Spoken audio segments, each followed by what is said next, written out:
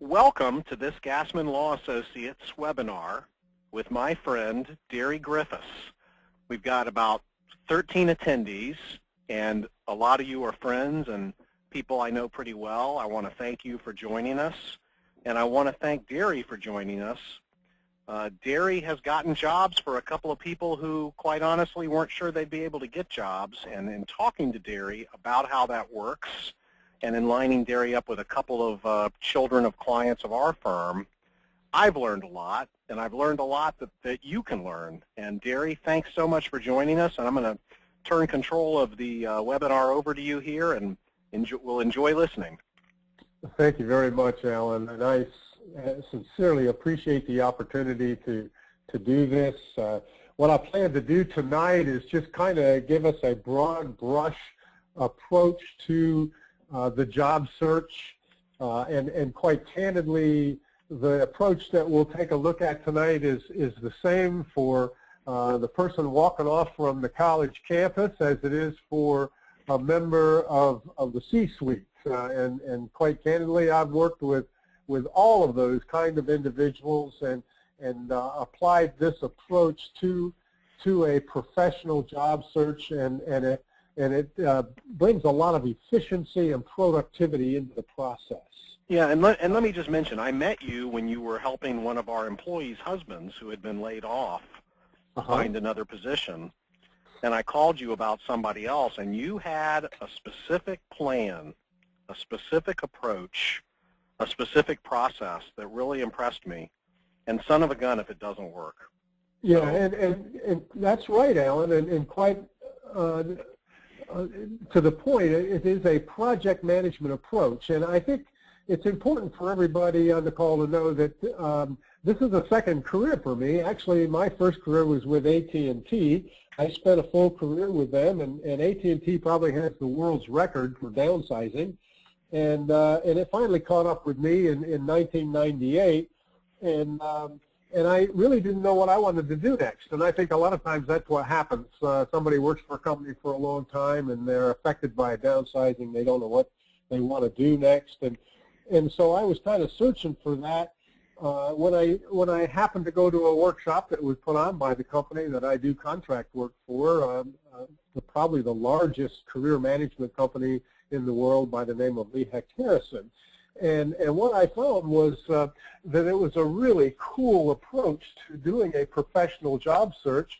And I thought to myself, gee, this is a way that I could probably be helpful to people while I'm trying to figure out what I want to be when I grow up. And so I chased Lee Hecht Harrison a little bit, and the next thing I knew, I was getting certified.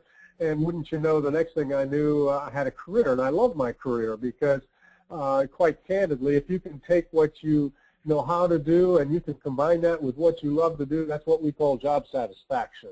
And so a couple of things that I discovered along the way is that the job search encompasses some of the things that I did for AT&T. Actually, I did a lot of project management work over the years that I worked for AT&T.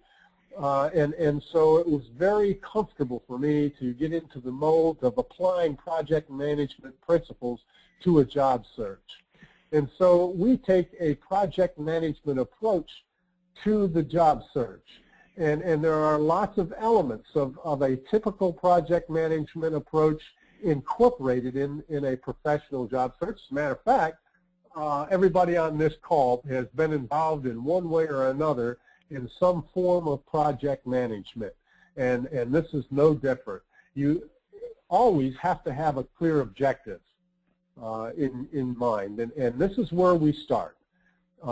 If you can articulate a professional objective and you can do it succinctly, then the entire job search can be wrapped around that objective. One of the problems I had when I left AT&T is I did not know what I wanted to do next. And it didn't matter that there were 17,000 other people leaving AT&T, many of them my friends, people I'd worked with for years.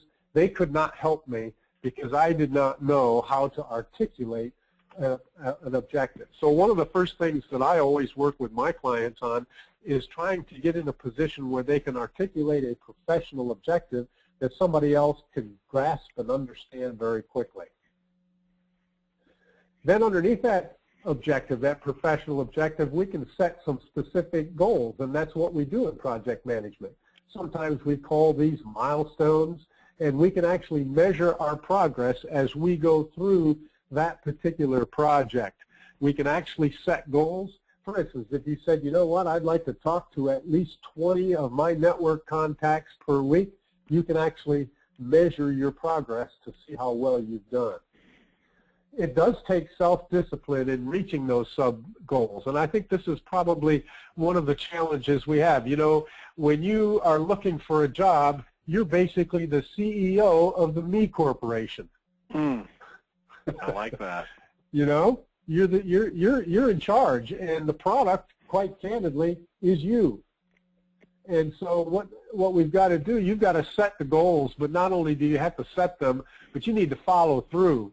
And that sometimes is the hardest thing when you're on your own, to make sure that you're really targeting and then you're following through on those particular goals. Right. Now, when you and I met, you first told me, we were talking about a client, you first told me that, look, you can't just have your resume and go to a couple interviews and expect to get a job.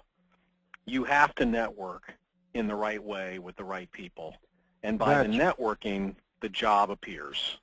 That's right. Now let me just show you that what we're going to do next is, because this is a project management approach, but it is important for us to understand what kind of project we're talking about. And quite candidly, this is why this fits so well with my background with AT&T, because quite candidly, this is a sales and marketing project that we're talking about. Right. And so what you're talking about is a part of this, because there are definitely sales aspects related to this project. For instance, you got to know the product. And you know this well, Alan, because we get into this in the area of assessments. There are lots of different kinds of assessments that can be done. And I know you use one that you like, and most people have at one time or another experienced the Myers-Briggs, and there's lots of skills and traits, inventories that are important for people, but you have to know the product. I'm sure you walked into a cell phone store and you want to buy a new cell phone. You've done all the research that you could possibly do, and it really irritates you when you find out that you know more about the phone you want than the person selling it to you. Right, right. And so it's very important that you need to be able to understand the strengths that you bring to the table. You understand your skills and your traits and your accomplishments, so you can talk about them effectively. Then, of course, as Alan has suggested, packaging. That's part of sales, packaging the product. I'm sure that there are many times you have purchased a product, not because of just that you wanted the product, but it was because of the way it was packaged. Packaging is very important. I could tell you a story, but it would date me a little bit, about the time I bought a pet rock. Okay? Had nothing to do with the value of the product, everything to do with packaging. And so we're talking about the resume, we're talking about your elevator speech, we're talking about what you say in your cover letters, how you respond to questions. All of that helps to package you. And then as Alan mentioned before, relationships cannot be overemphasized in this process. About 60 to 70% of people find their job because of a network. It's not what you know, it's who you know. And so we know that if you really use your network effectively, the likelihood of you finding a new position is greater than if you just try to respond to ads that you might have seen on the internet. And then, of course, presenting the product is important. And here's another piece of sales, isn't it? Numbers really matter. We know that there's a close rate. Right. Okay? And anytime you're trying to sell a product, namely yourself, if you get your numbers up, the likelihood that you're going to make a sale goes way up. I tell everybody, the guy that sells vacuum cleaners door to door knows exactly how many houses he has to go to in order to put bread on the table and pay the bills, because he knows what the close rate is. Well, believe it or not, in the job search process, there is a close rate. And if you get your numbers from 6 to 10 things going at a time, I'll guarantee you that you're going to find an offer. And so one of the things that I talk to my clients a lot about is, okay, so how many things do you have in the funnel? The marketing aspects deal with the geography, the industry, and the size of the company. It's really good for you to target rather than to try and just go about this on a shotgun manner. If you target the market and you identify companies that you would like to target, then you can begin to build a networking strategy that gets you to an insider. And everybody on this call knows that if you know somebody inside the company, that enhances your chances dramatically to land the position that you want. And then you want to complete your research as well to make sure that when you go in for that interview, you really know your stuff. And it looks to the interviewer as if you are really interested in being there and you've done your homework. Well, I took the professional job search and I broke it down into 7 easy little steps for us just to go through real quickly. Excellent. Excellent. And so first of all, we've already talked about the importance of setting the objective, doing that self-analysis and assessment that is so important so that you can be sure that the objective that you're setting, number one, is clear to everybody else, but that you have the skills, the competency, the passion to do that particular job and to chase that particular opportunity. And you can do this through reflection. There's a little program that we can use. It's kind of what we call the 7 story, where we take a look at 7 different things you've accomplished in your life and what were the skills that allowed you to finish that, and how did you like it, and what was it that you enjoyed about it. It's really a good way for us to get our arms around what it is we'd like to do next. Second step is building the foundation, and of course that's resume writing. Here's another one, by the way, and you're going to see on another chart that we've added the words LinkedIn, but I can tell you that LinkedIn has become the single most effective tool on the internet that is out there at this moment. And the reason it's so effective is because it's built around the entire premise of networking.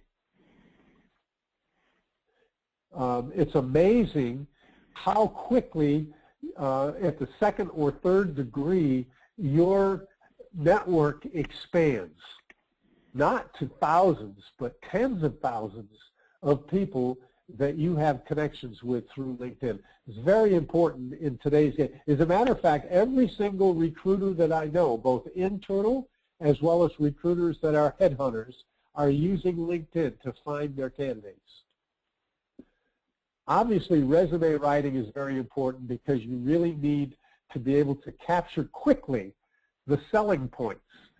I tell people that, we'll argue about whether you ought to have a 1-page or a 2-page resume. The worst resume I ever worked on was 14 pages long. That's because the writer did not understand what we're trying to achieve with the resume. The resume is your sales brochure, and you have to capture the interest of the reader very quickly, because what we're after is we want to trigger behavior, and that's what a sales brochure does. So it needs to be both professional and also interesting. Yeah, it has to sell the product, Alan, and it really has to capture the imagination within the first half of the first page. So whether you have a 1-page, a 2-page, a 3-page, that's not the important point. The important point is your resume triggering the behavior that you want it to trigger? And then this last item called the elevator speech, there's different terms for this, but the simple answer to the question, well, hey, tell me about yourself. How well you respond to that simple question can make all the difference in the world. And we want you to write down your elevator speech. We want you to memorize it. We want it tucked away in your brain. And you want to practice it to the point where if you're asked the question, tell me about yourself, you have a professional, concise, consistent message that you're going to deliver that person can remember when they walk away from you. So let me ask you something, Darry. Yeah. How many times do you normally meet with somebody who's in this process? You meet with them once to get to know them, once to get their resume squared away, once Yeah, to you know, rehearse their elevator speech. How does this work? Yes, that's exactly right. You know, we'll start, first of all, the very first thing we'll start with, as we've already talked about, is the objective. Okay, so what is your objective? You know, we'll have quite a conversation. I'll try to get to know the person. I want to understand their strengths. I want to understand what they think they want to do. And I want them to begin to think about, okay, so now we want to capture a lot of that in writing. And because we're going to start working on the resume. So then we may have a meeting on the resume, and they'll do a draft, and I'll tell them some of the elements that should be in the resume, and I'll get a draft back, and then I'll make some adjustments and changes, and we'll have another appointment to kind of clean it up a little bit and try to make it as effective as we can. And then we'll go on to the other things too. Once you have your resume done, Alan, then it becomes easier to do a good profile in LinkedIn. Now, before someone comes and sees you, or if they can't afford to come see you, what is a good book they can read? What's a good guide? There are so many books that are out there that are really good. There's even one called, you know, The Job Search for Dummies. You know, Interviewing for Dummies. Those, if you go to Books A Million or Barnes and Noble, Alan, on the business shelf, there are a lot of very good books. There are some books that are offered by companies. One of the companies that I'm working towards certification with is called the 5 O'Clock Club. You can go out on their website and get their books. They're very good books. Okay, thank you very much. Step number 3 in this whole thing, I didn't talk about this, and I apologize, the marketing plan. I think the marketing plan is probably next to the resume one of the most important documents that can be written, because it includes what we call a target list of companies. And if you can identify companies in the geographic area that you might wish to target, and by the way, I don't care if they are advertising jobs or not. I don't want you to chase job ads, although I certainly want you to be more professional in the way that you respond to them. I want you to chase companies, because you'll be surprised how many times a company will create a position if they think they've got the right person. So the market plan becomes a wonderful tool not only to keep you on target, but also to share with other people in your network to help you identify contacts within companies. Beautiful.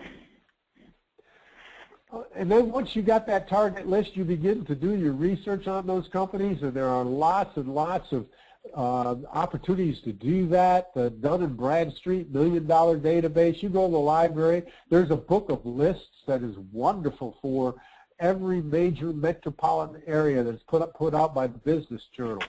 I don't know, do you get that in your office, Alan? What is that? It's called the Book of Lists. No, I don't. The Business Journal publishes it every year and updates it. And for instance, for Tampa St. Pete, it lists the fastest growing companies in Tampa St. Pete. It identifies women companies that are owned by women. It identifies healthcare and recruiters. I mean, it is really a wonderful document. Beautiful. Then within those companies, you can do this, by the way, through LinkedIn in a number of different ways. You can begin to identify key contacts. But you know something? Most people have a lot more contacts than they think they do. Networking is the art of helping others help you. What we want to do is we want to open up their mind beyond, hey, do you know any companies that are hiring? Because most people don't. What we want to do is we want them to tell us about their experience. We want them to talk about things that they're comfortable talking about. So if you identify key contacts, whether they're family, friends, associates, fellow students, college representatives, faculty, people like Alan, other people that have wonderful contacts into the companies that you may have on your target list. And you want to find out a little bit about those companies in the sense of what are their needs, so that when you start the sales process, you're not just talking about how great you are, you're talking about how you're going to help them meet their needs. that changes the ball game. The salesperson who can help a person understand why they can help them fill their need is the one that will make the sale. Wow. I don't think anybody really understands to look at it this way. Build a network strategy, and this is where you want to identify your networking partners, and we go through a process, Alan, of making people sit down and actually write down, who do you know? I think you'll be surprised how many people we really know in life. And by the way, most of the things that have come to us in our lives came to us because we know somebody. So what percentage of the people that you help find that job because they knew someone who knew someone who knew someone? Well, you know what? We know that about, as I said, 60 to 70% of people find their job because of a network. In other words, I had one guy come to me one time, Alan, and he said to me, look, Darry, he said, I've always gotten my jobs through my network. He said, this time I'm really having a hard time, he said, because I'm almost all the way through my list of my network contacts, and I haven't found a job yet. What am I going to do? And he said, my list is shrinking. I'm down to the last few names. And I said to him, I said, well, let me ask you this. Are you asking them during the discussion how they got their job and who they know? Mm. Because your network list should never be shrinking. It should always be growing. And that's one thing that people do know, and that's other people. Oh, that's interesting. And so he said, you know what, that's a great point. He said, I'm going to call everybody back. And so he went out and he started calling them back, and he started having discussions with them and trying to find out people that they knew and that they had worked with. And hey, is that a person you think I should talk with? Would you open the door, or is it okay if I mention your name when I give him a call? And wouldn't you know, he came back and he had gotten the job. So I think that it's very important for us to nurture, develop, and grow that network, and it's very possible. This idea of informational interviews sounds foreign to most people. I don't really want you to go to an interview and interview to get the job. What I want you to do is to get to the next meeting. And I want you to learn. I want you to be curious. I want you to ask as many good questions as you get asked, so that you can begin to grow your awareness of that company and the people there, and they can begin to understand who you are and what you have to offer. The informational interview, I had people who call a hiring manager and say, oh, I'm sorry, I don't have any jobs right now. What I want them to say is, that's okay, I understand, but I'd just like to learn a little bit more about what you guys do and what kind of work is being done, and is the company growing. Talk about things the guy knows about. All of a sudden, he opens up. Very good. And building the numbers of contacts, incidentally, you see that most effectively in LinkedIn, because if you have 50 contacts that are in your personal trusted network, if you look at the next degree out and those people all know 50, all of a sudden you're growing by leaps and bounds. So you want to use all the networking tools at your disposal. I like this because Janine helped me a little bit with these charts, and she put that big LinkedIn down there. And that's great. But I will say this, step number 5 is this whole business of building the numbers. I will tell you this, we talk about numbers from the first time we start talking. If you can identify companies, let's say you can identify 40 companies, and you've identified about, basically in that case, probably 200 positions. And if you get 6 to 10 things going on where you're talking to people inside that company and you're having conversations which are meaningful, guess what? You're going to get an offer. So it deals with networking, and there's lots of ways to build these numbers. One is certainly through networking. The other one is through recruiters. It's not that I don't want you to work with recruiters. In fact, I want to help you do it more effectively. Recruiters are interesting animals. They make you feel great, and you hang up the phone and you think you've got it knocked because that guy is going to find you a job, and then you don't hear from him for weeks. So how do you deal with that? Responding to ads. Now we're getting into things like cover letters. I think cover letters are almost as important as a resume when you're responding to an ad that you might see either on the internet or in print. So by the way, Alan, that's another one of those meetings that I have with people very regularly, is just to talk about how to construct a powerful and a cover letter that will help you move in the right direction. Very good. And then finally, LinkedIn. Number 6, you know, and basically what we want to say at the bottom line of this one is just let's fill that job funnel up. Let's get that sales funnel going. I used to be a sales manager, and I would measure the job funnels. And I didn't care necessarily if the guy was beating his numbers at the end of the first quarter. I wanted to know what you put in the funnel, so I'm sure that with the hit rate, you're going to be able to make your year's goal. And so it's pretty important for you to fill up that funnel. And then we spent a lot of time around interviewing preparation. There's lots of things to talk about in this area. The screening interview is something that most everybody has to go through. The screening interview is exactly what it means. It's like you put a screen in the window at night, and it's intended to keep the bugs out. And that's what a company is trying to do with the screening interview. It's usually done by the human resource person. But there are techniques that you can get through the screening interview pretty effectively. And again, the goal is not to get the job at the screening interview. The goal is to get to the next interview. How do you handle traditional questions? You know, we can predict about 90% of the questions that are going to get asked. So if you know the question and you haven't prepared an answer, then shame on you. We know what kind of questions you're going to get in most cases. Oh, yeah, there's always those weird ones, like if you were a tree, what kind of tree would you be? You know, that's a crazy question. But you will be able to predict most of them. And then this whole concept of behavioral interviewing is critical in today's environment.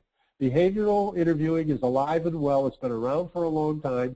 It's the answer to the question of tell me about a time when. Or if you had this situation, how would you handle it? The concept of behavioral interviewing is that if I can understand how you would have behaved in the past, it is a good predictor of how you're going to behave in the future. And the way that you get ready for behavioral interviewing is you develop what we call stories, SOAR stories, or STAR, or SAR. There's a lot of different acronyms that are used, but it's to identify the situation, the actions that you took, and the results of your action. And then at other time in an interview, I've had people who have come back to me after landing their job, and they tell me that they found out later that the only reason that they were the chosen candidate was because they asked good questions at the interview. It can set you apart. So we want to talk about what kind of questions are they. And then, of course, you want to understand the world of negotiation. Most people do not negotiate. And quite candidly, they can. Most of my candidates have tried it, and they find that it works.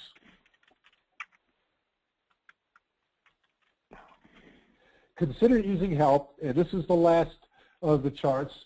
I like to talk about advisors. I think it's a really good idea. It's good to have a coach like me, but it's also good to have a group of advisors, people who can give you reaction that you can practice with, that you can do mock interviews with, that you can have them respond and react to your marketing plan and your resume.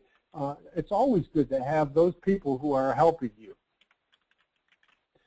So you can recruit your trusted friend to do that. And then, of course, I think it's always good if you can afford to do it, and it's not terribly costly, but it is good when you can, to use a professional coach, because that person's been around a few times and we've seen a few things, and can help you improve that resume and improve those interviewing skills and have some really new thoughts around the whole concept of networking and reaching out, identifying opportunities. So these things will keep you on task, and they'll provide you more perspectives, and quite candidly should result in a more professional and a shorter job search. Fantastic. So that's kind of a broad brush of the job search process, Alan. Well, Darry, that was an excellent presentation. I really appreciate it. And everybody watching, you see the email address,